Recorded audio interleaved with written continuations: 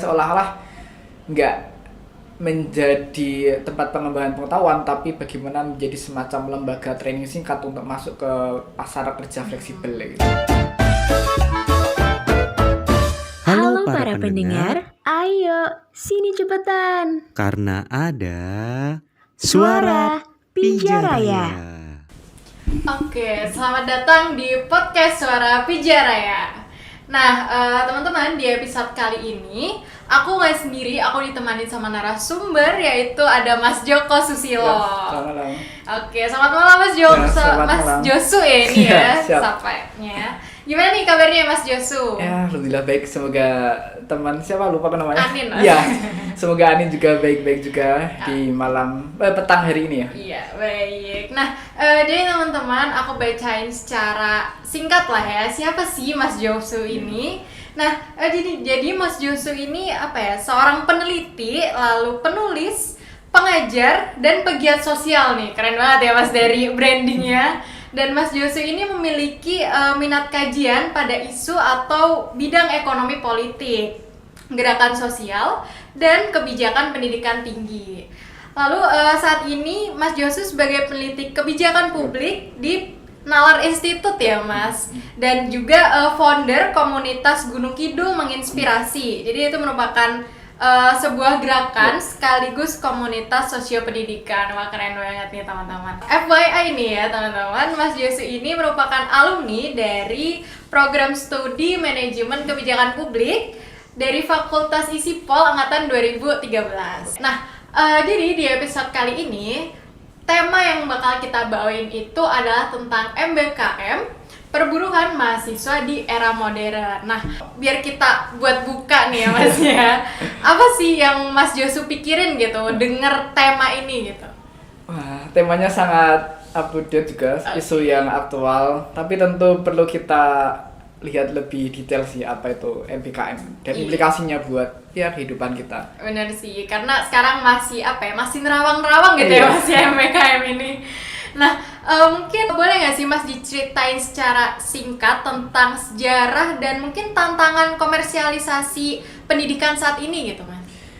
Ya sebenarnya kebijakan kampus merdeka, kampus belajar itu nggak bisa dipisahkan ya dari konteks relasi pasar, negara, dan institusi pendidikan tinggi itu. Ini bukan sesuatu yang ujuk-ujuk, tapi rangkaian panjang ketika intervensi pasar itu masuk ke ruang pendidikan. Sederhananya gini lah, kampus sekarang itu menjadi sangat industrial, sedangkan industri menjadi sangat intelektual itu. Kayak gitu. Kalau dilihat secara historis, ini adalah implikasi dari gagasan baru, apa yang sering disebut oleh para ekonom kanan sebagai knowledge ekonomi ya, atau inovasi yang dia mencoba intervensi gagasan industrial itu masuk ke kampus itu. Nah, kalau di Indonesia tentu ini hal yang paling sangat mudah itu adalah mulai berkurang tanggung jawab negara melalui subsidi APBN itu, dan tetapi di lain sisi juga semakin kuat birokrasi politiknya itu. Nah, tentu banyak implikasinya yang bisa kita rasakan, nggak hanya komersialisasi tapi juga kerentanan pekerja akademik, terus bagaimana kemudian kampus menciptakan mesin fotokopi bagi mahasiswanya, ya seolah-olah nggak menjadi tempat pengembangan pengetahuan, tapi bagaimana menjadi semacam lembaga training singkat untuk masuk ke pasar kerja fleksibel gitu. Bener sih, bener banget sih Mas. Nah, kita masuk ke tema kita nih, yaitu MBKM. Jadi mungkin bisa diceritakan secara singkat juga Mas latar belakang dari MBKM sendiri, terus konteksnya tuh apa, dan mungkin urgensi dan signifikansi dari MBKM itu sendiri ya Mas terhadap mahasiswa gitu. Dan mungkin gimana sih program ini nih dilaksanakan secara praktikal di lapangan? Nah, kalau tadi latar belakang historis irisan ekonomi politik tadi nggak bisa dilepaskan ya, seperti yang aku sebut tadi. Nah, kalau secara agenda kebijakan ini kenapa lahir, ini sebenarnya dari perdebatan ada semacam gap bagaimana lulusan dunia kampus itu tidak terserap di pasar kerja industri, atau ada gap bahwa kurikulum kampus dianggap sudah tidak sesuai dengan kebutuhan industrial gitu. Itu beberapa klaim yang digunakan oleh para pendukungnya itu. Nah, tetapi di lain sisi ada semacam kondisi yang dilematis ketika MBKM kan banyak, yaitu ada kampus mengajar, ada pertukaran Magang, mahasiswa, gitu. ada magang dan sebagainya gitu. Nah, kita mencoba melihat dari dua sisi. Kalau dari sisi partisipasi pendidikan ini sebenarnya mencoba mengajak agar pendidikan itu lebih deliberatif ya, kayak modelnya kampus mengajar, kemudian ya mirip semacam KKN kalau UGM punya. Berbagai komunitas mahasiswa kemudian dilibatkan dalam tanda petik pengabdian di ruang-ruang terdekatnya, entah daerah 3T atau bahkan di kampung asalnya gitu. Ada semacam komitmen itu walaupun niat baik ini juga di realitasnya menuai hambatan, misalkan beberapa birokrasi tidak siap dengan model pendidikan yang sangat deliberatif ini ya, yang langsung dari bottom up, dari bawah. Nah, yang perlu dikritisi sebenarnya MBKM itu adalah mekanisme magang gitu sih. Nah, ini di beberapa temuan atau yang kita miliki kan selalu ada polemik bagaimana kemudian memaksakan kerja di dalam sirkuit proses pendidikan itu sendiri.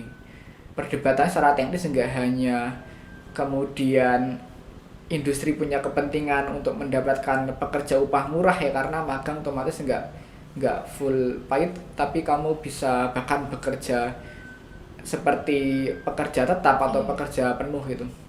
Belum lagi soal bagaimana mereka sebagai bukan pekerja formal mendapatkan hak-hak kerjanya, asuransi, jaminan, keamanan kerja dan sebagainya. Ini menjadi sangat dilematis ya, dan regulasi kita setauku belum mengakomodasi atau belum bisa memayung ini. Ada kekosongan celah hukum juga di situ gitu sih. Oke, benar banget nih. Dan kalau dari yang Mas Josu lihat iya. terkait hal-hal yang dilematis tadi Iya. itu ya Mas, dari yang tadi udah disampaikan Mas Josu terkait hal-hal yang dilematis itu, gimana sih Mas Josu melihat permasalahan MBKM Iya. ini dari sudut pandang paradigma pembangunan negara dan ekonomi publik? Nah, tantangan pembangunan di Indonesia itu adalah MBKM itu kan mencoba untuk bagaimana mengintegrasikan kampus dengan dunia industri gitu. Tetapi realitasnya di lapangan sebenarnya kita adalah negara yang gagal melakukan industrialisasi secara domestik gitu. Karena sampai hari ini struktur ekonomi Indonesia itu didominasi oleh ekonomi informal, semacam UMKM yang selalu digaungkan itu. Nah, sektor ini tuh nggak punya jaminan kerja yang memadai gitu. Bayangkan kayak tukang bakso atau dalam dapet wirausahawan dan sebagainya itu, dan ikatan relasi kerjanya itu juga menjadi sangat bias. Nah, itu beberapa hal yang perlu kita kritisi ya di dalam relasi pembangunan negara itu. Nah, implikasi logisnya bahwa dengan industrialisasi domestik yang gagal itu menciptakan namanya para pekerja prekariat ya, pekerja rentan itu, yang dia didominasi di sektor-sektor informal, dan para lulusan kampus itu nggak sepenuhnya bisa terserap gitu. Nah, sayangnya kemudian dalam konteks kampus pasca kapitalisme tahap lanjut, atau orang nyebutnya kayak PTNB atau Corporate University, justru industri itu semakin masuk ke situ itu, khususnya yang MNC, sektor-sektor privat gitu ya, untuk kemudian persaingan ketat yang dihadapi oleh perusahaan ini menuntut mereka untuk mengefisiensikan biaya-biaya riset atau R&D. Nah, kampus kemudian dilimpahkan ke situ. Jadi biaya eksternal risetnya itu dengan skema triple helix atau apapun itu dilimpahkan ke kampus, karena kampus punya ruang, punya SDM yang setiap tahun diperbarui. Tetapi ingat, ketika ada resiko, perusahaan itu kan kemudian melimpahkan itu ke kampus ya, tapi ketika hasil risetnya itu jadi dia bisa mengkomersialisasikan gitu. Nah, ini menjadi sangat perlu kita kritisi lagi. Nah, kampus sebenarnya orientasinya kemana saat ini gitu, dan industri ini industri untuk orientasi apa yang dibangun dalam integrasi kampus merdeka itu sih. Oke. Nah, menurut Mas Josu nih, ada nggak sih hal di MBKM yang mungkin tuh berpotensi buat merugikan mahasiswa, Mas? Jadi dimana seperti yang kita tahu ya, bahwa mahasiswa di sini tuh kan subjek paling besar gitu di MBKM. Ada nggak tuh, Mas? Ya kalau dalam konteks MBKM yang dia kerja pendidikan di akar rumput itu mungkin bisa diklaim sebagai pengabdian masyarakat ya. Tapi ketika dia magang ini tantangan atau yang perlu kita kritik selain ini nggak ada landasan hukumnya ya dalam hukum ketenaga kerjaan itu. Dia kemudian terambil school time-nya waktu dia belajar itu untuk ya waktu kerja gitu. Nah ini menjadi bias kapan dia berstatus kerja dan status dia Mahasiswa. belajar itu. Dengan klaim bahwa ini akan masuk ke literasi akademik dan sebagainya itu. Tetapi yang tentu paling diuntungkan adalah korporasi atau industri mitranya itu karena dia mendapatkan para pekerja yang muda, yang fresh dan dia tidak akan terikat misalkan sama jaminan hari tua, jaminan kesejahteraan, jaminan kesehatan gitu karena kan biasa kan paruhnya kan pendek ya berapa 3-6 bulan dan sebagainya gitu. Nah jadi ya semacam kayak outsourcing secara tidak langsung ya, outsourcing secara terselubung menurutku, apalagi dengan rentang waktunya yang pendek itu gitu.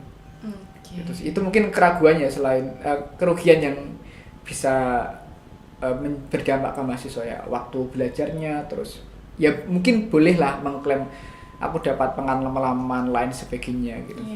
Nah, seperti yang udah di-mention di awal juga, jadi akhir-akhir ini mungkin pendidikan lebih diklaim itu sebagai ada yang namanya employee mindset gitu ya Mas ya. Jadi pendidikan tuh nggak hanya sebatas upaya buat memproduksi tenaga kerja untuk kebutuhan industri semata. Nah, menurut Mas Josu sendiri mampu nggak sih Mas Kampus Merdeka untuk melawan employee mindset itu tadi? Ya itu sangat tergantung ke bagaimana relasi kekuasaan itu ada di kampus menurutku ya.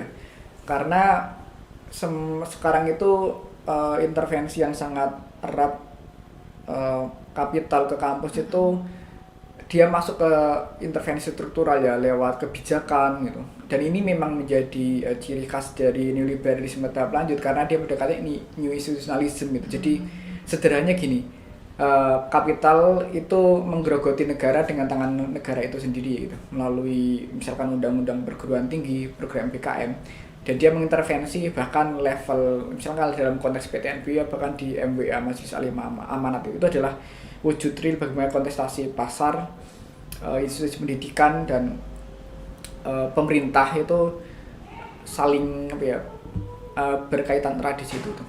Nah, ketika kita melihat dalam perspektif struktural tersebut akan sangat susah ketika pertarungannya atau gagasan alternatif itu hanya sebatas misalkan di gerakan-gerakan kultural atau wacana gitu. Nah, dalam kajian yang pernah aku riset untuk tugas akademiku ketika dulu lulus sarjana, temuanku dari tahun 2012 sampai 2020 yang juga waktu itu wacana bagaimana relasi industrial itu mulai masif ke kampus itu adalah berbagai alternatif gagasan sebenarnya kan banyak ya, mulai dari misalkan teman-teman melakukan pertarungan wacana untuk memberikan gagasan alternatif lewat diskusi atau kajian-kajian akademik. Tetapi sayangnya ini nggak diikuti dalam misalkan dukungan massa yang kuat atau terorganisir itu, dan ini hanya sebagian kecil yang menghasilkan perubahan di level kebijakan. Beberapa jalur para teman-teman legalis kemudian dia juga melakukan judicial review misalnya ke MA dan MK yang mengkritik bagaimana komersialisasi kampus dalam bentuk apapun itu melalui JR ke MA dan MK, uji material itu mereka juga selalu gagal. Ini berbeda dengan generasi dulu waktu undang-undang BHP. Dan yang terakhir modelnya model masa aksi lah ya, populisme. Nah, ya beberapa capaian parsial itu memang bisa teman-teman gaungkan misalkan untuk mengkritisi kebijakan kampus ya, nggak hanya MBKM tapi yang dianggap itu merugikan mahasiswa, tetapi itu sifatnya terlokalisasi, biasanya dia nggak bisa merubah di level struktural regulasi, misalkan mengubah undang-undangnya yang itu bermasalah, misalkan undang-undang di level nasionalnya gitu. Dan tidak ada semacam partai atau bentuk platform apapun yang itu sebenarnya berkontestasi secara kuat di dalam demokrasi formal di parlemen tuh. Nah, aku lihat tantangannya di Indonesia 3 itu sih, beberapa agenda yang coba diwacanakan. Walaupun teman-teman yang mengkritik bagaimana komersialisasi kampus, privatisasi kampus, industrialisasi kampus itu beberapa dia membuat semacam komunitas itu, tapi itu ya sangat terbatas karena dia sifatnya kan komunal kecil gitu. Padahal problem ini problem struktural dari relasi ekonomi politik global ke nasional sampai ke institusi teknisnya kayak kampus gitu. Oke. Dan oke, ini sekalian pertanyaan terakhir ya Mas ya. Mungkin dari Mas Josu sendiri nih, menurut Mas Josu tuh gimana sih seharusnya pola pendidikan di Indonesia? Mungkin Mas Josu ada wacana-wacana alternatif gitu sebagai upaya melawan neoliberalisasi pendidikan ini gitu Mas? Nah, yang harus kita ingat bahwa para penggagas ekonomi politik dan gagasan neoliberal itu selalu mengutarakan dengan competitiveness, efisiensi, dan sebagainya itu. Mereka tidak berbicara soal bagaimana akses pendidikan itu adil, merata, soal redistribusi itu. Dia tidak membicarakan bagaimana hak-hak sosial itu bisa diakses oleh semua lapisan masyarakat itu. Nah, kritik atas posisi ini tuh sangat penting karena secara empiris hari ini gap akses ke pendidikan Indonesia itu sangat tinggi ya. Bayangkan dalam 15 tahun terakhir populasi orang yang masuk ke kampus itu didominasi oleh kuantil 4 atau kuantil terkaya gitu. Upper income gitu di Indonesia. Populasinya hampir di angka 60%, sedangkan kelompok kelas ekonomi paling bawah atau kuantil 1 tuh hanya di angka berapa, di angka 6, naik paling mentok 10%. Artinya kampus kemudian juga mereproduksi kelas sosial ini. Itu menandakan semakin banyak UKT golongan tertinggi itu mendominasi populasi kampus, itu menciptakan betapa senjangnya pendidikan di Indonesia itu. Nah, ketika kita melihat pertarungan secara konseptual dan kondisi empirisnya itu adalah terus apa yang bisa kita lakukan itu. Nah, ada banyak hal sebenarnya komitmen untuk pendidikan untuk semua itu sudah menjadi komitmen bangsa ini ketika merdeka ya, bahwa negara berkewajiban menjalankan kehidupan bangsa itu. Nah, tetapi itu komitmen itu bahkan juga masuk ke 20% anggaran pendidikan gitu kan. Tetapi itu menjadi sangat bias ketika 20% itu membiayai hampir sebanyak hal ya, di banyak kementerian dan bahkan anggaran-anggaran yang sifatnya sangat administratif gitu kan. Nah, akhirnya itu nggak bisa memberikan optimalisasi pendidikan itu. Nah, yang pertama ya gagasan terhadap konsepsi ekonomi politik yang alternatif itu harus dibangun itu. Apakah ada hal yang lain ketimbang itu tuh? Nah, kita bisa belajar misalkan dari banyak negara ya, yang paling belum Indonesia miliki itu selain disparitas atau gap akses pendidikan tadi dan reproduksi kelas sosial tadi adalah kita sebenarnya sampai hari itu nggak punya grand design modeling institusi pendidikan gitu. Kalau kita pengen melihat 3 konsep kelembagaan yang dasar pendidikan itu, pertama itu public university atau state university. Nah, biasanya alokasinya itu besar dari government dan itu biayanya rendah bahkan gratis. Nah ya, model kedua itu non-profit university. Dia modelnya yayasan dan uangnya itu berasal dari para donatur dan dia sama berbiaya rendah. Dan yang terakhir itu for-profit university, identik dengan kampus swasta itu. Nah, biasanya dia mengambil dari shareholder dan dari biaya pendidikan peserta didiknya itu, dan dia cenderung mahal. Nah, sebenarnya kita tuh bias tuh dalam konteks pendidikan Indonesia hari ini tuh bias. Apakah mau masuk ke state university for private apa non-profit gitu kan. Nah, hari ini kita nggak punya kelembagaan itu. Nah, di banyak negara itu skema itu clear tuh. Misalkan nih, di Jerman tuh dia hampir sampai sarjana itu free kan, karena public university-nya kuat itu. Di Skandinavia kayak gitu tuh. Nah, terus misalkan orang yang bertanya lah sumber uangnya dari mana gitu kan, misalkan kalau itu tidak membebani ke si mahasiswa. Nah, kita lupa bahwa selain kesenjangan akses pendidikan itu, kita hari ini adalah juga kesenjangan terhadap tingkat belanja per kapita sekaligus bagaimana konsolidasi kekayaan itu dimiliki oleh segelintir orang ya. Ketika kita melihat kondisi ini dan potensi ini, kenapa misalkan kita nggak menggunakan skema pajak progresif gitu? Jadi orang-orang yang kaya ini negara punya andil untuk mengambilnya dan meredistribusikan ke program-program sosial, pendidikan gratis, kesehatan gratis dan sebagainya. Nah itu yang harusnya kalau negara pengen hadir di situ. Nah itu skema strukturalnya. Kalau model-modeling lain yang bisa dipilih ya banyak tadi yang aku sebut, ada pertarungan wacana, melakukan judicial review, terus membuat sekolah alternatif yang sekarang juga bertumbuh gitu. Tetapi menurutku yang paling penting itu adalah melakukan demokratisasi kampus ya, dalam arti otonomi kebebasan akademik dengan berbiaya rendah tadi. Nah misalnya hari ini di Indonesia atau di kampus, oke, selain pajak progresif tadi kan lewat pembiayaan pendidikan tadi, tentu dengan 3 lembaga tadi udah di-clearkan ya, public university, private university atau non-profit. Nah skema afirmasi sebenarnya juga bisa digunakan oleh pemerintah Indonesia. Itu afirmasi ya mirip bidding misi tapi cakupannya lebih luas gitu. Itu secara struktural ya.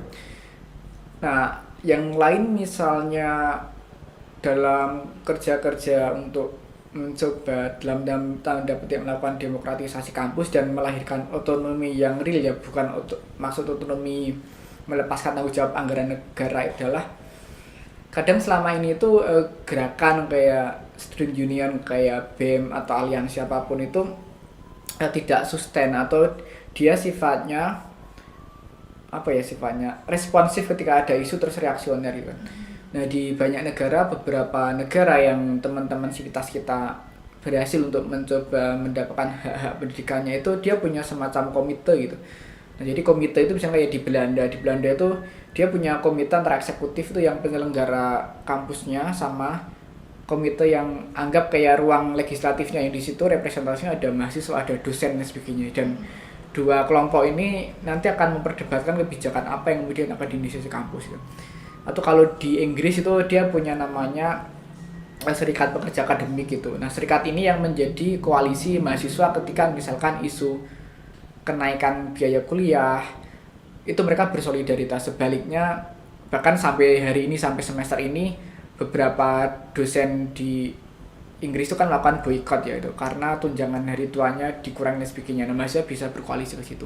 Nah kita nggak punya skema itu antara jaringan kelompok pekerja, serikat pekerja, mahasiswa yang dia punya komite di level kampus untuk mengintervensi para birokrat ini.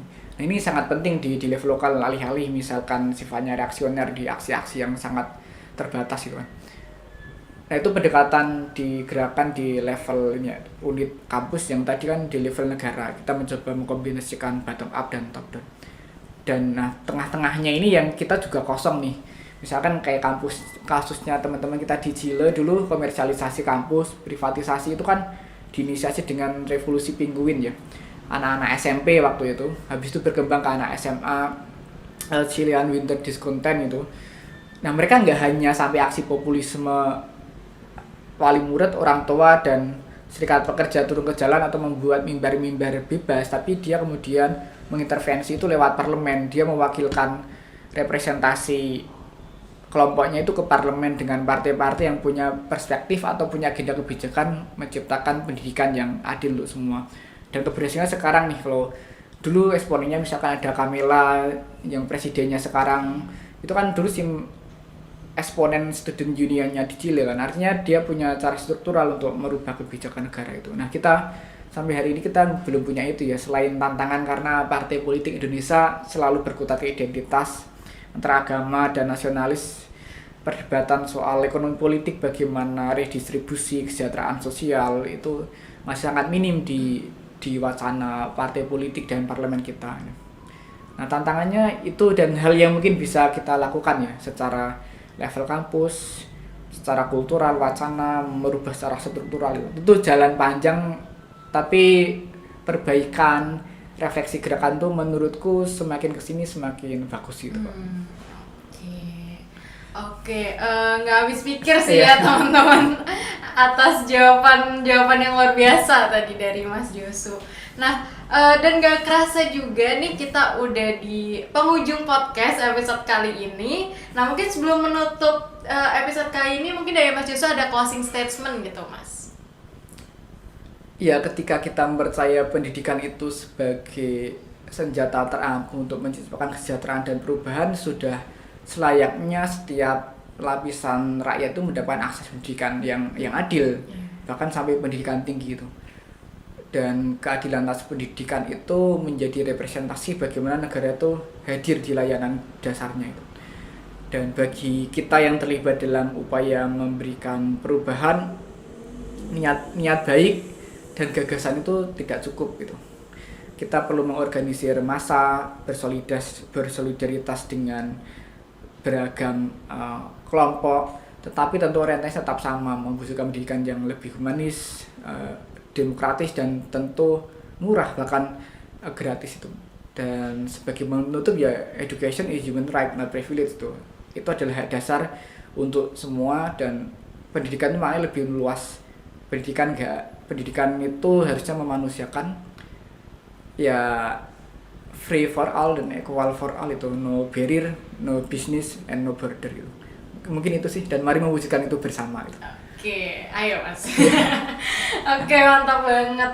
Nah, sebelumnya terima kasih banyak sama-sama, atas kawan kehadiran Anin. Mas Josu, dan tentunya jawaban-jawaban yang fenomenal Ya. tadi yang udah kita dengerin bareng-bareng ya. Dan terima kasih juga buat para pendengar yang udah mendengarkan podcast sampai di sini. Kita ketemu lagi di episode Suara Pijaraya selanjutnya. Saya Anin pamit undur diri, sampai jumpa.